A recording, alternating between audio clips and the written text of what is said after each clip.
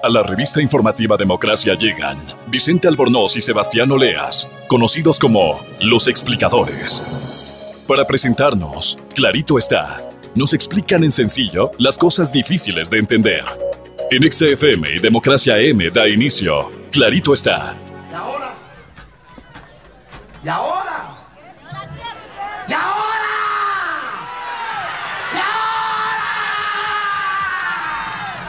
¿Y ahora?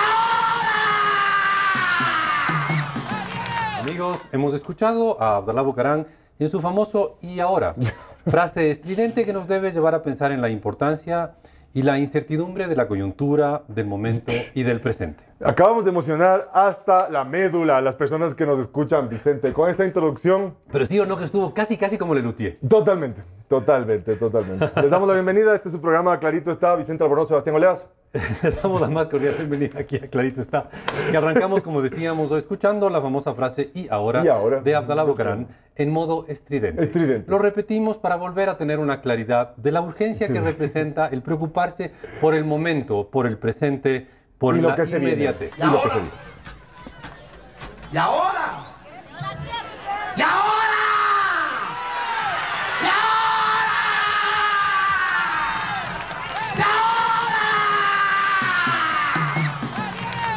Con esta frase de Abdalá Bucaram porque queríamos resaltar eso.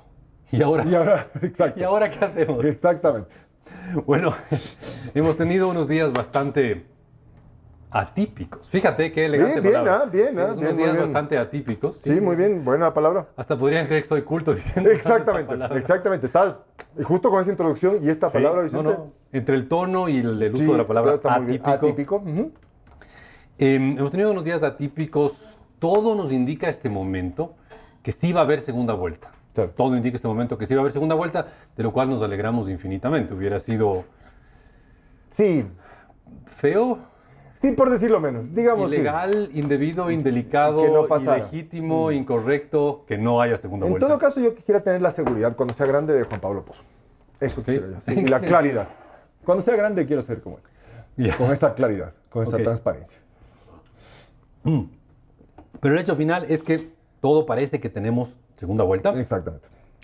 Ya, ok. Y después de que haya segunda vuelta, So what? incluso de que haya un ganador en la segunda vuelta. ¿Y ahora? ¿Y ahora? Exactamente. Pongamos por tercera vez. No, ya mucho. mucho. Sería demasiado poner por tercera vez a Abdalá Bucaram en modo estridente. Pero, claro, la pregunta del millón es ¿y ahora? ¿Cuáles son los retos que enfrenta el gobierno, el próximo gobierno? Y claro, y esto sea de quien sea. Sí, y esto ya lo adelantamos en un programa anterior. ¿Te acuerdas cuando hablamos de las cosas de las que deberían hablar los candidatos? Hablamos, sí, pero todavía había 8 candidatos, ahora hay 2. Ahora hay 2. O sea, la cosa está cada vez más cerca. Distintos entre sí. Totalmente. ¿Y ahora? ¿Y ahora? Por eso, ¿tienes claro el por qué? Totalmente. Con esa frase tan, ¿cómo era? Estridente es la frase. En este momento atípico. Mira, este es un nivel de... Este nivel de cultura impresionante. Estamos impresionando a la gente que nos escucha. Entonces, el programa de hoy lo vamos a dedicar a resolver esa incertidumbre, ¿no? Vamos a dedicarlo al aquí y a la hora. ¿No? Sí. Aunque este es un libro muy malo que leí hace tiempos. Claro. Pero vamos a dedicarnos a preguntarnos, ¿y ahora qué retos, qué problemas va a enfrentar? Y obviamente, Dios mediante, solucionar. Sí, claro, una cosa. No, o sea, no es solo cuestión de tener problemas. De hacer una lista de los problemas, sino qué se puede hacer al respecto los problemas. Exactamente. Pero bueno, antes de eso, vamos con el dato de la semana. Sí, dato de la semana, Vicente. Son 1.247 millones de dólares positivos. Bien. O sea, no sé si tengo que alegrarme, pero sí, supongo que si es positivo está bien. Hay más de algo. Hay más de algo, sí. ¿Qué es? A ver, es la balanza comercial. Por eso es que te tengo que dar ese signo positivo o negativo. Ya, y para recordar a las personas, la balanza comercial no es otra cosa que la diferencia entre exportaciones e importaciones. Exportación es lo que le vendemos al resto del mundo, importación es lo que le compramos al resto del mundo. Exactamente. Entonces, es positivo, por lo tanto significa que exportamos más de lo que importamos. Entonces, por eso es una balanza positiva. Si tú pones en una balanza lo importado y lo exportado, entonces vas a encontrar que tiene más peso el lado de lo exportado. Y por eso es que es positivo. No es que tiene un poquito más de peso, tiene 1.240 millones de dólares de peso adicional lo importado sobre lo exportado, que no es nada despreciable, ¿ah? Ya. Es una balanza comercial significativa para el Ecuador. Bueno, Es o algo malo. así como un 1,5% Del PIB, más o menos. A ver, O sea, ¿corresponde la pregunta o no? la pregunta de si es bueno o malo, yo creo que la pregunta es correcta, ¿no? Sí, yo diría que es bueno. Es positivo. Es O positivo. sea, tener un superávit comercial eventualmente es positivo. Sí, yo creo que es positivo tener un superávit comercial porque somos un país dolarizado. O sea, básicamente aquí estamos diciendo que en este flujo comercial entraron más dólares por exportación, por las cosas que le vendimos Sí. al resto del mundo, de los que Entonces, salieron. al Ecuador, básicamente el Ecuador tiene dos fuentes de dólares. Dos fuentes por las que nos entran dólares. A ver, la teoría te habla de mucho más, pero en la práctica el Ecuador tal como es, tiene dos fuentes de ingresos de dólares. Los dólares que ingresan por la balanza comercial, o que salen, ¿no? Sí.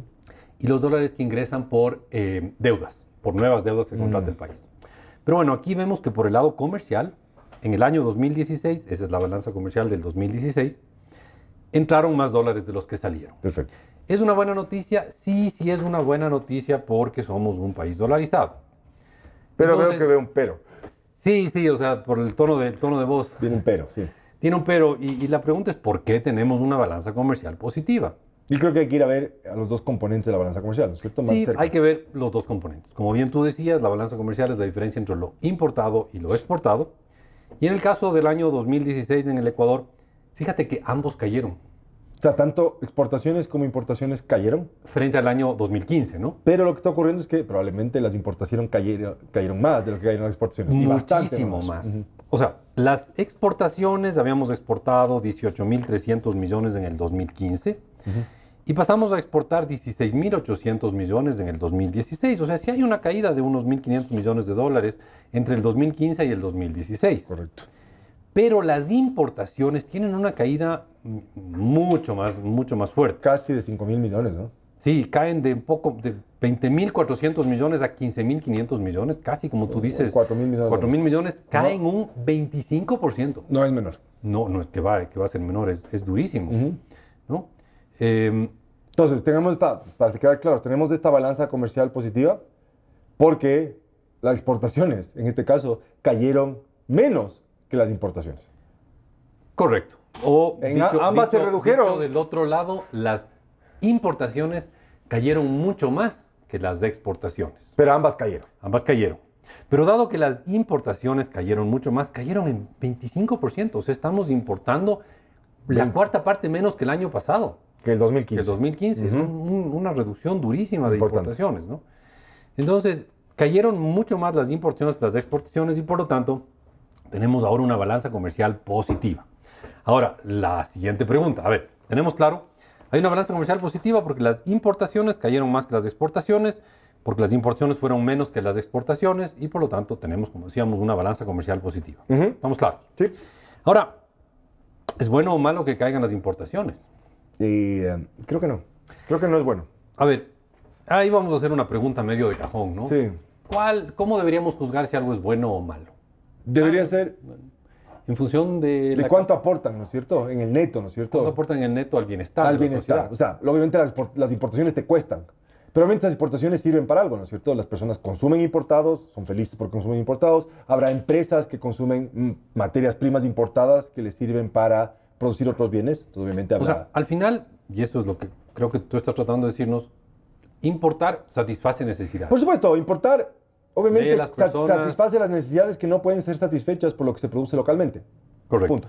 Necesidades de las personas, necesidades de las empresas, pero satisface necesidades. Exacto. O sea, requerimientos, demandas de las empresas, quieren comprar maquinarias, equipos, materias primas, o las personas quieren comprar pues, bienes de consumo. Todo eso se satisface con las importaciones. Entonces, una caída de las importaciones de 25% es bien duro. Por supuesto. Es bien duro. Ahora, ahí sí hay que ser hay que un poco equilibrar las cosas. ¿Por qué caen tanto las importaciones? Bueno, caen básicamente por dos razones. La una es porque los combustibles importados han bajado de precio en estos años. Ya estamos pagando menos por combustibles importados. Sí, por cada galón importado estamos pagando menos y han caído, al igual que nuestras exportaciones de petróleo han caído, las importaciones de combustibles han caído y fuertemente. Pero no son las únicas, no es el único tipo de importaciones que ha caído. O sea, si queremos ver, si pudiéramos clasificar las importaciones entre distintas categorías, la categoría que tiene una mayor reducción entre 2015 y 2016 es la de combustibles. Evidente, ¿no? O que en palabras complicadas se llama derivados. Derivados de petróleo. Sí, muy bien. Sí, pero el resto de cosas que son bienes de capital, bienes de consumo y materias primas, todas caen. Todos caen. Y la segunda que más cae después de combustibles son los bienes de capital, o sea, las máquinas, los equipos, esas cosas son las que se usan para producir. Claro, entonces aquí claramente si las importaciones de bienes de capital se contraen, podríamos asociar esto con una reducción, digamos, de la estructura productiva del país. O sea, están comprando Sí. menos máquinas para hacer cosas. Sí. Y probablemente esto también pueda, si extendiendo el argumento, podemos terminar con una situación en la que seguramente a esto se puede atar cierto nivel de desempleo, ¿no es cierto? Muy posiblemente porque todo indica que vamos a producir menos este año porque estamos importando, o sea, vamos a producir menos, no este año sino a futuro, porque estamos importando menos Máquinas. equipos, menos máquinas y vamos a producir menos porque estamos, o sea, como vamos a producir menos, va a haber menos gente produciendo. Entonces, sí, el dato de la semana es que tenemos una balanza comercial positiva. En el 2016. Pero las causas de esa balanza comercial positiva No son tan básicamente positivas. que caen las importaciones. ¿Y por qué caen las importaciones? Pues Porque se contrae la actividad económica en el país. básicamente porque hay Esa es menos una. actividad económica. Y la otra también, o sea, Los para combustibles. los combustibles cuestan menos también. Los combustibles importados cuestan menos. Correcto. Entonces, con la insistencia en ¿Y ahora? que es justo lo que vamos a tratar en un momento, pues vamos, les dejamos y volvemos luego de una corta pausa, pero no se olvide. ¿Por el banco? Grupo Promérica.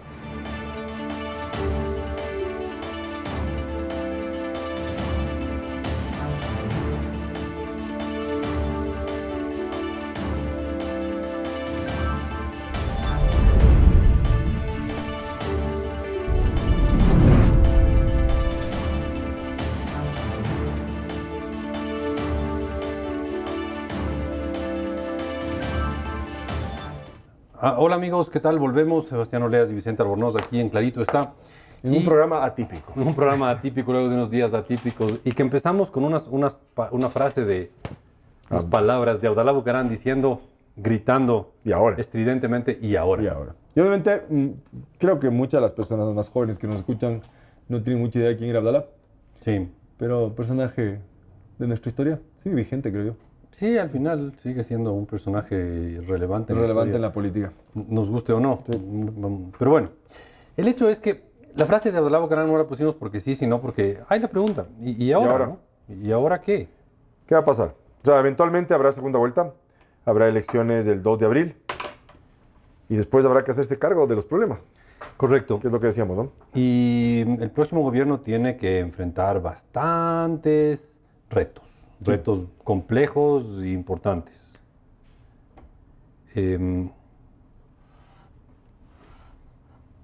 Y hemos tratado un poco de sistematizar los retos que tiene que enfrentar Sí, el próximo gobierno. Son básicamente las tareas pendientes que tiene el próximo gobierno. Entonces, ¿qué? O sea, si me preguntas así, el que más urgente encuentro yo es el serio problema fiscal que tiene, ¿no es cierto? Los déficits fiscales acumulados que tienen que se han traducido en un endeudamiento agresivo, ¿no? Y que eventualmente vas a tener que pagar esas deudas.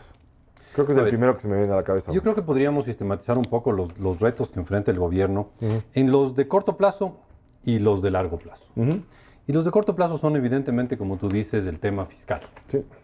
Y el tema fiscal es el problema de tener un gobierno desfinanciado. Sí. Un gobierno que Que gasta más de lo que recibe. Pero no es que gasta un poquito más, gasta Gasta. bastante más de lo que recibe. Sí. Entonces, la pregunta del millón o de los muchos millones es exactamente en qué consiste el problema fiscal del gobierno. Veamos el dato del año pasado. El año pasado el gobierno, el presupuesto general del Estado, que es lo que gasta el gobierno gastó 24.000 millones de dólares. Ya. Y tuvo ingresos por 16.500 millones de dólares. O sea, le faltó plata, básicamente. No es que le faltó plata, le faltó un montón de plata. Básicamente al gobierno le faltaron 7.500 millones. Ya, redondeamos, 8.000. Sí, pero la cuestión es que le faltó un tercio. O sea, de lo sea, que gastó, De cada $3 que gastó, tenía 2 tenía 2. y le faltaba 1. Le faltaba uno. Entonces, eso es estar bien desfinanciado. Sí, pues. Y es un problema, ¿no es cierto? Porque estás gastando plata que no tienes. Estás gastando plata que no tienes y por lo tanto tienes que sacar de algún lado. ¿De Exacto. dónde sacas esa plata? Del chulquero. Del chuquero, literalmente. Entonces, Tienes ahí dos Vamos a problemas. usar la palabra, ya que estamos hablando de programas atípicos, del agiotista. El agiotista, muy bien, una palabra atípica que significa chulquero para cultos. Para cultos, exactamente. Ahora, el asunto es, tienes ahí como dos problemas en la parte fiscal. Uno, un gobierno que está gastando más de lo que tiene y que por lo tanto tiene que reducir su gasto porque no hay manera de aumentar sus ingresos porque el país está en recesión y es una mala idea subir los impuestos en recesión. Sí, o seguir contratando deuda, ¿no es cierto?, para Correcto. financiar. Y al mismo tiempo tiene una deuda importante, una deuda bien fuerte. Y la deuda no es otra cosa que aquellos déficits pasados que lo financiaste con deuda. Entonces hay dos problemas fiscales. El uno, el problema sí del flujo, ¿no? Sí, el de la hora, digamos. Estoy gastando más de lo que tengo y el problema de lo heredado. Que es aquellas deudas. De lo heredado de todo, hasta hoy mismo, hasta el 23 de mayo vamos a seguir contratando deudas. Entonces el problema es manejar las deudas que tienes. Por supuesto. Entonces, ese es el problema de corto plazo. El manejar el tema fiscal, que a su vez se divide en dos, en el tema de los flujos, ingresos y gastos, y el tema de la deuda que tienes. Correcto. Entonces, en ingresos y gastos, ¿qué se puede hacer? Y ahora, ¿qué se hace cuando tienes un gobierno que está gastando? Más de lo que tiene. Bueno, te está gastando un 50% más de lo que tiene. Podrías ponerle así de dramático el asunto. Porque está gastándote 3 cuando solo tiene 2. Ajá. Entonces, eso es una pésima cosa. Sí, es un problema que te va a eventualmente A explotar ver, en la cara. en pura teoría, olvidémonos de la parte de deuda, ¿no? O sea, entendamos que ya no hay cómo seguir endeudándose, pero por ahora, supongamos que simplemente no hay cómo endeudarse más. Y tenemos mucho más gastos que ingresos. ¿Qué podemos hacer? Hay las dos opciones clásicas, ¿no? A ver, podría subir impuestos. Podría subir O gastos. sea, que básicamente... Perdón, podría subir ingresos. Ingresos. Que es, o sea, te falta plata, entonces tienes dos salidas. O aumentas tus ingresos o reduces tus gastos. O una combinación de ambos. Correcto. Entonces, ahí hay, sí, pues las dos opciones, ¿no? Sí. ¿Subes ingresos o bajas gastos? Y ahora la pregunta es, ¿cómo el gobierno puede subir ingresos? El gobierno solo podría subir ingresos cobrando más impuestos. Cosa que ha venido haciendo el gobierno en los últimos 10 años, ¿no es Sí, cierto? sí ha habido aumentos significativos de impuestos, pero ¿puede seguir subiendo impuestos? Es complicado porque eventualmente los impuestos no son otra cosa que quitarle plata a alguien en la economía para que otro agente la gaste. O sea, hay alguien que gana esta plata, produce esta plata y se la pasamos al gobierno y el gobierno decide en qué gastarla. Sí, Y obviamente si te quito plata, te quito para hacer otras cosas que podría estar haciendo, ¿no es cierto? Que es consumir, invertir. sí, entonces medio como que seguir subiendo impuestos no sería la No solución. es la mejor. No sería de ninguna manera No. la solución. Y sobre todo tomando en cuenta de que estamos en un proceso recesivo, ¿no es cierto? Una contracción de la economía, aumentar el cobro de impuestos, Entonces, la otra opción que le queda al gobierno es la que decías tú, reducir gastos. reducir gastos. Esto también es violento, pero... Esto también es complicado. Es decir, no hay una solución fácil. No, ninguna de las dos es fácil. Ahora, la ventaja de la solución de reducir gasto es que es una solución más de largo plazo. Sí, eventualmente, ¿no? Sí, porque, claro, bueno, pero es una solución más de largo plazo en el sentido de que es una solución más sostenible. Sí. Porque si no, si subes impuestos, empiezas a ahogar el sistema económico y no es sostenible. Si bajas gastos, podrías reducir los servicios que estás dando a los ciudadanos, pero el sistema económico puede producir. Es correcto. Entonces, lo más probable es que el próximo gobierno, tenga que hacer una fuerte reducción de gastos. Alguna de las dos cosas, ¿no es cierto? Sí, va a tener que ser una fuerte reducción de gastos porque la opción de subir impuestos no es una buena Claro, opción porque no es sostenible. Pero ahí yo tengo algo que objetar, ¿no es cierto? Adelante. Muchos de los candidatos, al menos, han ofrecido bajar impuestos. Ajá, eso significaría, pero sí, claro que se puede. Sí, Pero si bajas impuestos significa que tendrías que bajar todavía más los gastos. por eso. Entonces no es una salida fácil, ¿no? No, evidentemente no es una No salida es una fácil. salida fácil. No es una salida fácil. La va a tener complicado el próximo gobierno, pero Es vamos correcto. a analizar un poco más en detalle este tema fiscal luego de una corta pausa. Y ahora.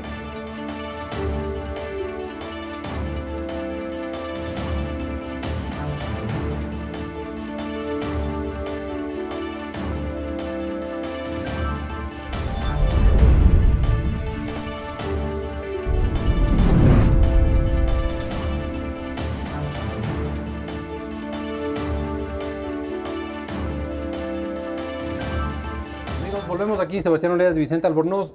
A ver, estábamos hablando de los retos del gobierno y decíamos hay como dos retos de corto plazo. El uno es el gasto. Ya. No, no es el gasto, es el déficit, el tener mucho más gastos que ingresos. Gastas más de lo que tienes. Y concluíamos que las dos soluciones posibles, la una, subir impuestos, la otra, bajar gastos, son dolorosas. Claro, y habías puesto esto en contexto, ¿no es cierto? En el año 2016 el gobierno gastó $3, pero solamente consiguió 2 para gastar. Y por lo tanto tuvo que Endeudarse en ese dólar adicional. endeudarse en $1. Sí. Por cada $3 que se gastó, uno venía de deuda. Una venía del chulquero. Sí.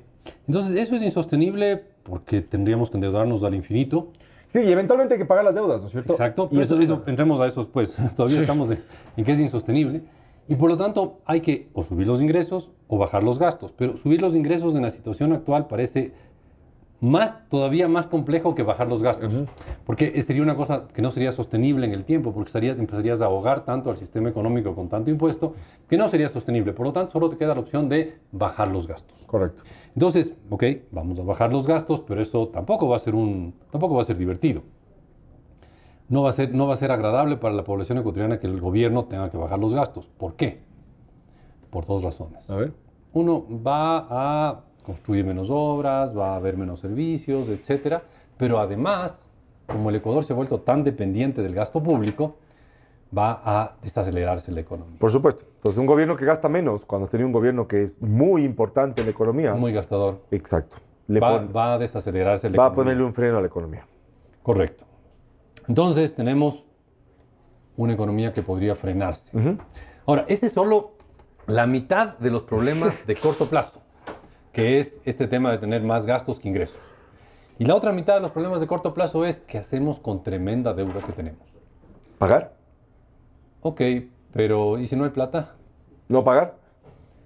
Ok, pero eso lo único que quería es dañar todavía más el pésimo nombre que tiene el Ecuador en los mercados internacionales. A lo mejor cambiar de acreedor. He ahí una interesante opción. O sea, dejar de ir al chulquero y eventualmente convencer a tus acreedores que esta deuda que tú tienes se las puedes vender a ellos. Correcto. Y te pueden dar mejores condiciones. Correcto, pero a ver, ¿qué es lo que tenemos, no? Tenemos una deuda de corto plazo y cara. ¿Y de cuánto es la deuda?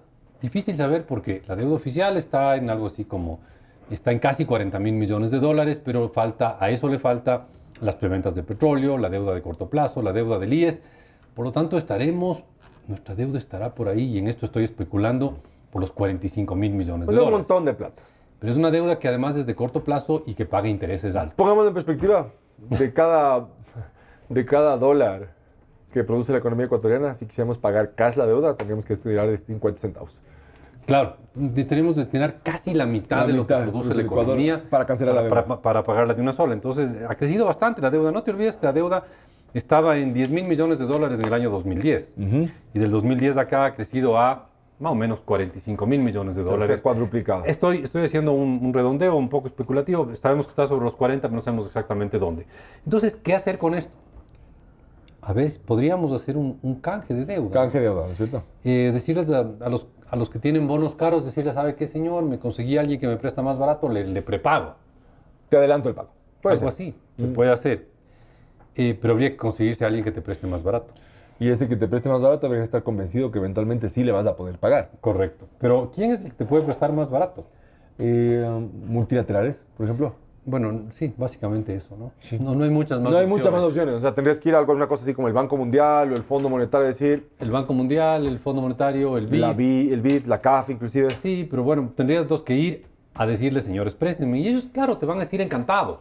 Encantado. Pero Tiene que hacer algunos ajustes. Pero no más que eso. Pero me va a pagar. Claro, ¿y cómo y cuándo me va a pagar? ¿Y cómo me va a pagar? A ver, enséñame sus balances. Demuéstrame que sus Que tiene proyecciones capacidad de dicen pago. Que me puede pagar. Ah, sí me puede pagar. Bien, bien, bien. Entonces sí le presto. Entonces eso implica que...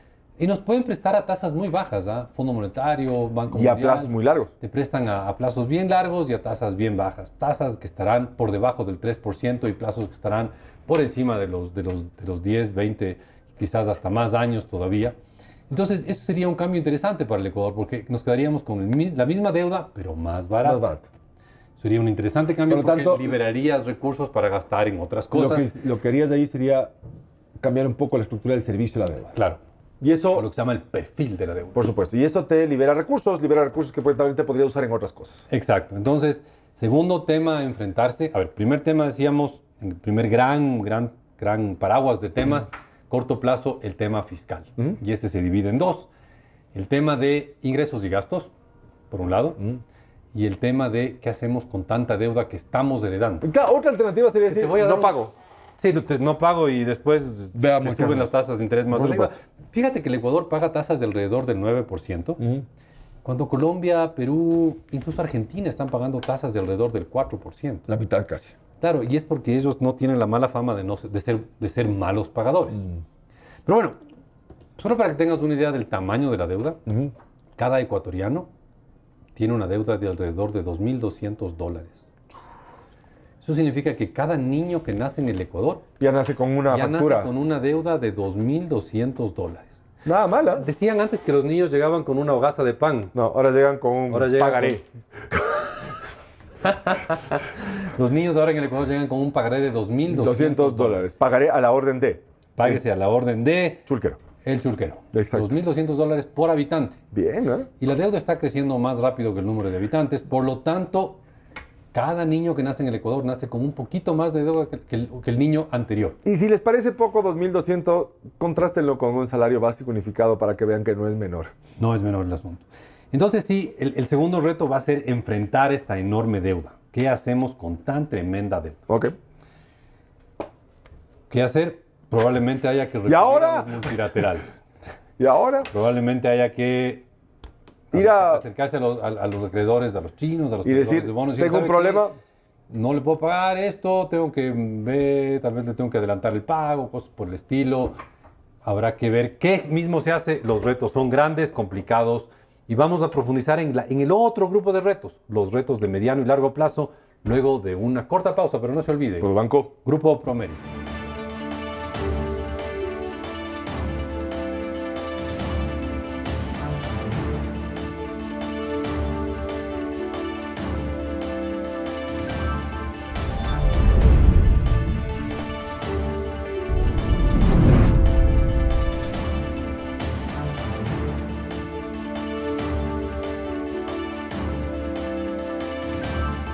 Amigos, Sebastián Oleas y Vicente Albornoz, les saludamos aquí en Clarito Está. Clarito Está, que empezó con la estridente frase ¿Y ahora? Porque nos preguntamos, ¿y ahora? Exacto. O en más quiteño, ¿y ahora? ¿Y ahora? ¿Y ahora qué hacemos? ¿Y ahora qué hacemos? Porque ya sabemos que vamos a tener un nuevo presidente el 24 de mayo y ese nuevo presidente, ¿qué va a poder hacer? ¿A qué retos se está enfrentando ese nuevo presidente? Ya lanzamos el primer reto, la deuda externa.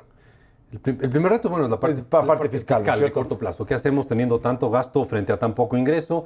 ¿Y qué hacemos teniendo tanta deuda pública, interna y externa, ante el tamaño de la economía? Pero esos eran los problemas de corto plazo. Tenemos los problemas de mediano y largo plazo. Y lo vamos a decir en palabras complicadas. Lo que tenemos que hacer a mediano y largo plazo es ni más ni menos que recuperar la competitividad. Suena súper culto, ¿no? Súper culto. O sea, entre programas atípicos, los agiotistas Y la competitividad. y recuperación de la competitividad, Estamos- este realmente es un programa de gente inteligente. Sí. A ver, ¿qué es la competitividad? El diccionario de la Real Academia de la Lengua dice la capacidad de competir. Ya, pero bueno, Quedamos en el mismo sitio, Vicente. sí. Pero en realidad, si uno busca definiciones un poco más a fondo, más profundas, la competitividad es la capacidad de competir. Y en el ámbito económico, la competitividad se refiere a la capacidad que tiene un país para ser rentable en el mercado frente a otros competidores. Te lo puedo poner en fácil. Póngamelo en fácil. Básicamente es la habilidad que tiene un país de convencer al resto del mundo de que compre tus productos versus el resto de tus competidores.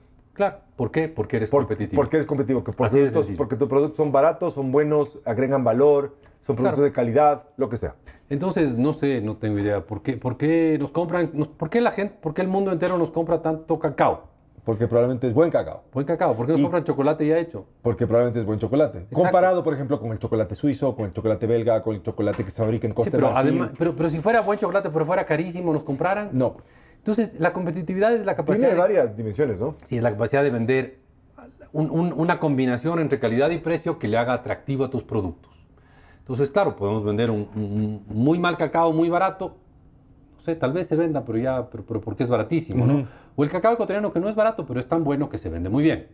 Entonces, eso es ser competitivos. El Ecuador, evidentemente, es cuestión de ver las estadísticas del Ecuador, es evidentemente un país competitivo en cacao. Por supuesto.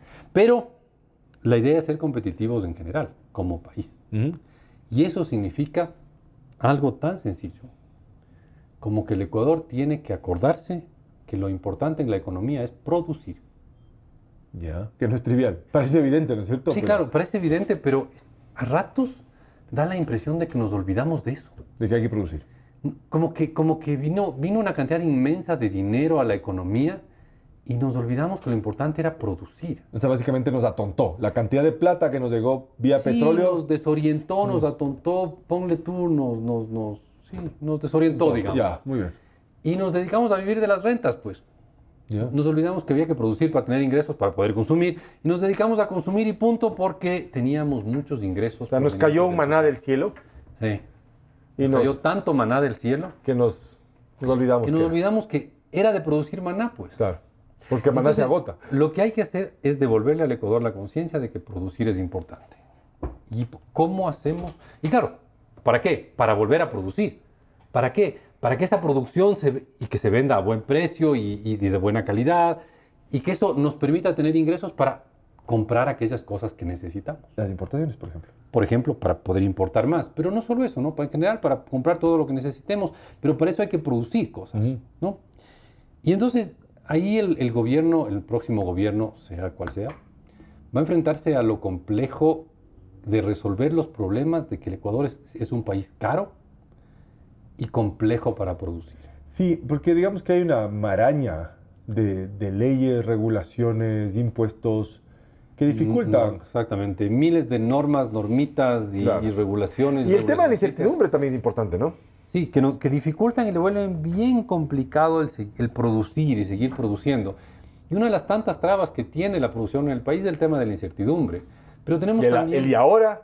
Claro, el y ahora, bueno, entonces, si es que no sé qué nos viene mañana, si me pongo a gritar ahí estridentemente y ahora, es porque no sé qué viene mañana. Y probablemente, como no sabes qué viene mañana, te aguantas un poquito y a ver qué pasa mañana. Ni consumo ni invierto. ¿Qué voy a consumir si yo no sé si el dolarito que me gaste hoy lo voy a necesitar mañana? Perfecto. ¿Qué voy a invertir si yo no sé si el dolarito que invierto hoy o el esfuerzo que invierto hoy me es de alguna manera rentable mañana? Pero no solo que tenemos tema de incertidumbre, tenemos un tema de que hay una fuerza de trabajo más bien cara en relación a la competitividad que y a la tiene, productividad a la productiva que es, y además tenemos normas que le vuelven tremendamente inflexible. Entonces, tú antes de contratar a una persona lo dudas y lo piensas 20 veces, porque el rato en que le contrates es virtualmente imposible despedirle sin costos fuertes. Y ojo, no es por despedir, pues, sino que eventualmente puede cambiar tu situación productiva. Claro, puede ser que de golpe lo que estabas haciendo ya no es tan competitivo, ya no salió bien el negocio que tú esperabas que salga bien y por lo tanto te ves en la necesidad de terminar un contrato, pero no puedes. Entonces, como no podías despedir a la persona, eventualmente le contratas. Ni siquiera le contratas. Claro. Entonces, para devolverle al país el recuerdo, para sacarnos de esta especie de amnesia productiva. De este estupor de exceso de recursos caído del cielo. Exacto. Hay que hacer, bueno, como tú decías, hay que reducir la incertidumbre y decirle al país claramente por dónde va a ir el país. O sea, básicamente de aquí a los próximos 2 o 3 años vamos a caminar por este camino y no nos vamos a ir. Sabe lo que pasa en cosas terribles, pero en principio es por donde vamos a caminar. Segundo, hay que hacer un cambio en la normativa laboral, porque eso es uno de los problemas que enfrenta el Ecuador el rato de producir. Y ojo, esto no es de explotación de mano de obra ni de trabajadores, sino simplemente... Y por cierto, la cantidad de gente que tiene trabajos no adecuados, empleos no adecuados en el país, está por arriba de los 4,5 millones, ¿no? No son solo los desempleados, son los no adecuados, la gente que puede estar vendiendo juguitos en la esquina, que es un trabajo muy digno, pero poco productivo. Pero tremendamente mal pagado. Sí, poco productivo, poco competitivo. Hay que hacer una reforma al derecho societario. Eso es importante. ¿Te acuerdas que pasamos aquí, tuvimos un programa sobre en la que hoy. La brillantez de la Asamblea Nacional decidió terminar con este concepto de la compañía limitada. Correcto, de responsabilidad limitada. Concepto centenario. Y obviamente hay que hacer también una reforma tributaria para no distorsionar, no afectar, no dañar, no desincentivar la producción. No te olvides, por cada $1 de impuestos que baje el gobierno, tendrá que hacer $1 adicional de reducción de gastos. Y eso es complejo. Y eso nos pone en el problema de corto plazo. Claro, en el primer problema que era cómo hago para reducir esta diferencia entre ingresos y gastos. Así que en resumen, amigos, complicada la situación del próximo gobierno. Y una vez más, podríamos volver a ponerle a Abdalá Bucaram, pero ya sería un poquito cargoso. No le ponemos por tercera vez a Abdalá Bucaram gritando ahora. Pero aquí, Sebastián Oleas y Vicente Albornoz, nos despedimos cordialmente de todos ustedes. Hasta la próxima semana. Muchas gracias. Chao.